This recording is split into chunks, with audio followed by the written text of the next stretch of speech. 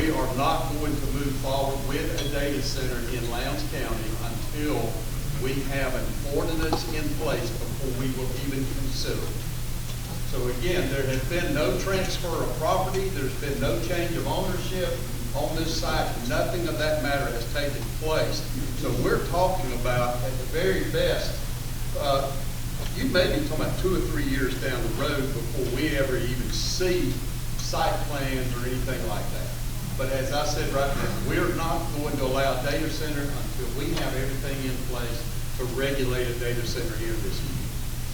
That was an important question. I knew you talked about it, but they wanted to make that clear.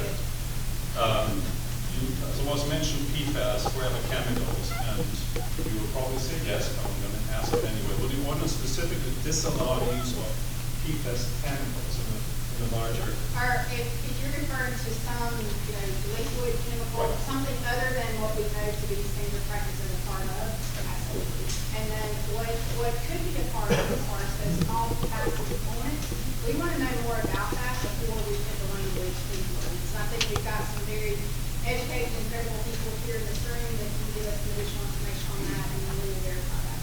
I would just say the newest things that are coming out is addressing the PFAS and the vibrational frequency things, or the new things you're seeing. That's what we're seeing in most studies. Yeah, added to more, ordinances and regulations. So, may I ask, are you going to get this information yourselves, or are you going to let Cole get the information? No, When you read that, Cole is please, only handling the parcel and the development, or whatever he chooses to do with his property. Anything related to. Let me clear up something. That's the very reason why we're believing the questions with Dr. Knoll, because it is hard for some to be able to understand what others are saying. So please hold your questions. If you got one, but right now we're going to address the questions that Dr. Knoll has on call. Basically, can combine the questions. I think I can combine the questions. There's another question sort of like it. How do we know that there's no interference with the decisions you all make? You want me to speak up? Yes. Yeah, there you go. Okay. Sorry for that. I have to use a different voice. How do we know, we as citizens of this community, that whatever ordinance entities we're dealing with are created independently from the influence of outside forces that might want to trigger us into the kinds of experiences that you mentioned? I'd like to have some examples of those that we want to avoid. Is that clear? Yeah, I will add this. Again, we're still doing our research, as we mentioned. NACO, the National Association of County Officials, ACCG, the Georgia County Officials group, they're all working on this subject matter, and they're all trying to pull all these best practices together. So to create an ordinance, I'll give you an example. At NACO, there was 3 of us that was at the NACO conference just past 2 weeks ago. Which is the National Association of Counties for EOW. Correct. And so with that, the big discussion there was just exactly what you were talking about. They're working with the Brookings Institute, which is, honestly, and I'll just say they're a liberal-leaning group, but they're working with that group to create ordinances, templates, that all communities will be able to utilize. So we're going to have resources that we'll be able to look at for best practices, not only what we've already learned, but also what may be coming and what other communities are discovering themselves. And I would add to that, trust but verify, and I mean no disrespect to anyone in the room or that may listen to or see this presentation, but from a staff's perspective, whenever we get the information about a particular development, it doesn't matter if we just met you, if we've known you for 2 months, 2 years, 20 years or more, we verify everything. I mean, everything is verified from a study or from a written plan or from a reported deed or a survey or a plat or whatever the case may be. Staff has to go through the process of verifying all of that independently before those projects ever move to the planning commission or to the commission. There's a lot of accountability there, and it's never with just one person. We have an entire team that meets in that for the TRC. Okay, basically, just summarize some of the things that are, because they were already addressed to a degree, and it's all about who pays for the water, who pays for the electricity. Those are the kinds of questions that came up. And then also a concern about property values. How would you address that, for instance? Because if you're in the vicinity of a data center, however close that may be, that happens something to your property values. Will you be, are there any mechanisms to address that? So at the request of the commission, staff is working with Lisa Bryant, who is our chief appraiser here. She works with the Board of Assessors here in Lowndes County, and she is talking to her counterparts. There's conversations going on between our state associations as far as what those impacts have been in other areas. I think one of the things that we didn't talk about tonight that I have seen very, very unfairly used as far as community discussions in other communities is, well, let's just let it be worth the angst because we're going to get so much money in property tax revenue. That is not a single conversation. The only thing related to the financial impact that we have had so far related to that has been that there would be no abatement, tax abatements or any of those things where a data center project would be confirmed here in Lowndes County. So that is one of the things that we are still looking at there.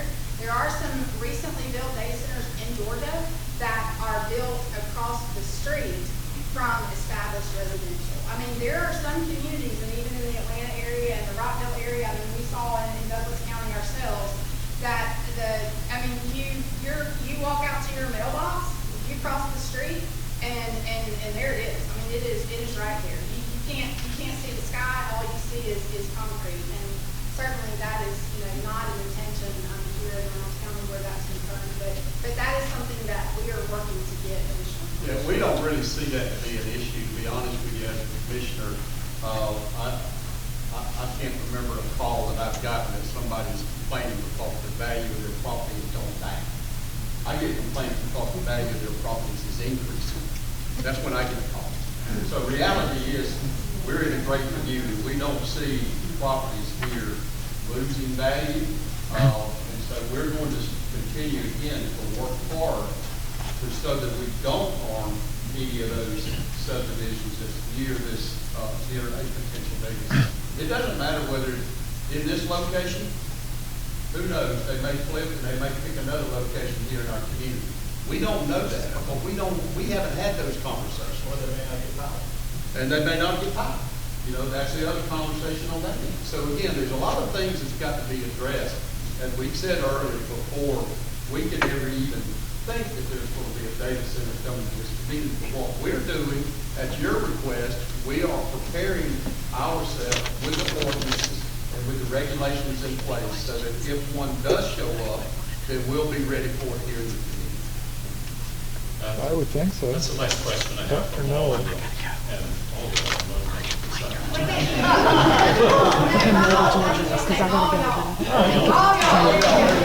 Okay. No, I'm drunk. Sorry. Combined question, basically. Can you give us an example? This is kind of also in combination with community agreements that we may still be working on too when we get to that point. Can you tell us of any town here in the state of Georgia that had a great experience of data center moving in terms of benefits? Do we know any example of a town that was happy to have a data center? I think that is a twofold question. Okay. I think that you can make a column of happy to have it, and I think you can make a column of benefits, and I think that it's all subject to everyone's personal opinion. But those positive impacts are something that we want to look at moving forward. But I'll tell you, there's not any in this presentation, and you probably won't hear a big public discussion about that because I feel like the minute that someone with a local government starts talking about how there could be positives, then the community as a whole is going to feel like that the government is trying to sway you in one particular direction or another. So I think positives are very opinion related, and we're trying to stick to the actual regulatory impacts of creating these ordinances. Actually, one last thing I have to ask. I'm sorry. The very first thing, Jim is for as well. That's all I do. The question basically is that I got indirectly, and I just translated. are you looking at the data center application in a way as if it could potentially become your neighbor? That's basically the question I got. So this is not my backyard issue in a certain sense. So are you looking at that from a point of view of, it could be me living on Skid Row or whatever? We've said that all along. I know, just wanted you to confirm it. We've said that all along, that we're looking at, we're citizens in this community, no different than these folks are right here. So we have a special interest in it. I live probably about a crow flies a half a mile from Interstate 75 where my home is. I can hear it all the time. You know, cars passing out there, especially during the winter time. You know, so railroad tracks goes right there by there as well. I hear it. So yeah, we'll never be able to be in a position where total politeness or making a perfect ordinance for everybody. As I said, we're not going to be able to satisfy everybody. We're going to try to create an ordinance here that if a data center chooses to come to Lowndes County, that we're going to be best prepared to be able to protect the citizens. Not only, it doesn't matter whether you live all the way to the south end of the county or whether you live next to the data center. We're going to do everything that we can to make life as good as we possibly can. I grew up on a railroad track, and I know it dies down at night. That's the interstate too. So we're talking about, of course, a noise issue that's 24/7, which is why we need to control. We just need to put that in. I get calls from folks in Foxborough. I get calls from folks in Stone Creek that says, "Can you please stop that train from blowing its horn?" And the answer is no. I can't. That's a safety thing for them, and they're going to come through those neighborhoods with those horns squeaking. And there's nothing I can do about it. And also, they do have a strategic map that they're considering, that different data centers are considering.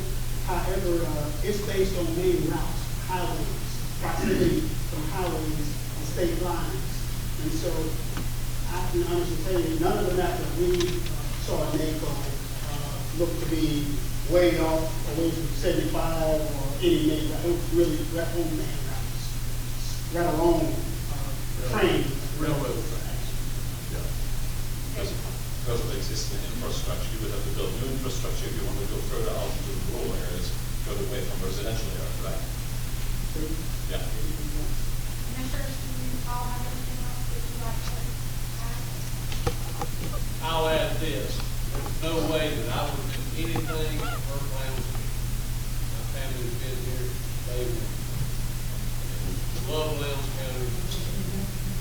I'm going to protect Lowndes County, everybody else. Thank you, Commissioner Baker. This concludes our conversation this evening. We will take a look at the rest of the questions. We will have additional conversations like this after meetings as more information becomes available. Anything in particular that you wanted to send to us, we will take a look at it. If you all have research, if you have links, or you have papers or studies or any of that you want, if any of you want to schedule a private meeting with any of us, whether that be staff or the commission or a combination of, we've already had some of those meetings, we are glad to have more.